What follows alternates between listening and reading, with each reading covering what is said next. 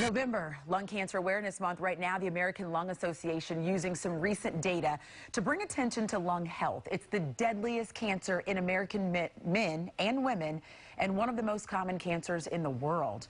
Proper screening covered by Medicare and most healthcare plans. And like many illnesses, early detection is key in battling that disease. To tell us more, Dr. Rita Axelrod of Jefferson Oncology Group is here. But first, John Boylan, currently being treated for lung cancer. They both join us this morning on the couch. First, we have to tell Dr. Axelrod, thank you for making it. She had to park at 11th and Vine, and you hustled over here to be here for this segment. Thank you so much. I'm delighted to be here. You're so sweet.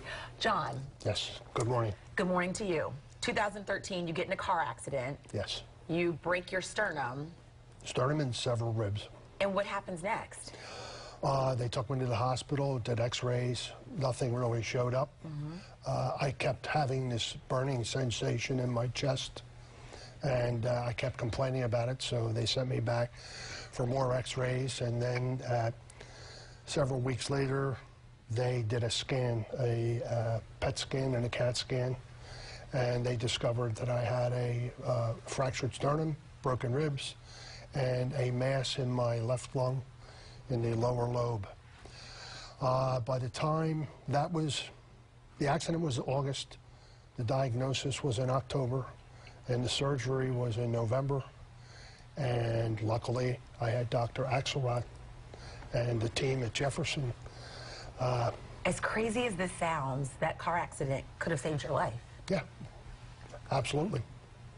Dr. Axelrod, how lucky is John? I know some people aren't as lucky to discover it that way, but well, it's never lucky to have lung cancer, but it was lucky that it was discovered when it was operable. Right. And we know that 3/4 of people who have a diagnosis of lung cancer are only diagnosed at stage 3 and 4. So that means that their chances of having surgery or surviving are just not there for them. Very few people with stage 3 can be operated upon. How do we change that? Well, there is lung cancer screening, and you know the National Lung Cancer Screening Trial showed that you can change the stage at which lung cancer is diagnosed for many, many people if you screen those individuals who are at very high risk.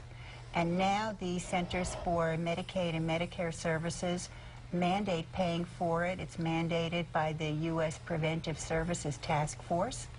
And if you have low-dose screening CTs in a high-risk category, most of the tumors that are found are early stage, and they're tumors that can be operated upon for cure. You say high risk. John, you were high risk because you were a smoker, you think? That's correct. Since you were a elementary school. And I said, how did you get your hands on cigarettes at that age? Mom and Dad smoked, so I would just borrow. What's your advice to people who may be smokers trying to kick the habit, thinking of picking up a cigarette at a young age? You can talk to people and try to explain to them the situation that you're exposing yourself to. Maybe the whole point is you have to show them the scars that result from acquiring lung cancer from smoking. The scars are pretty big, and what happens with the rest of your life, how it changes for your family and your friends is a very big deal.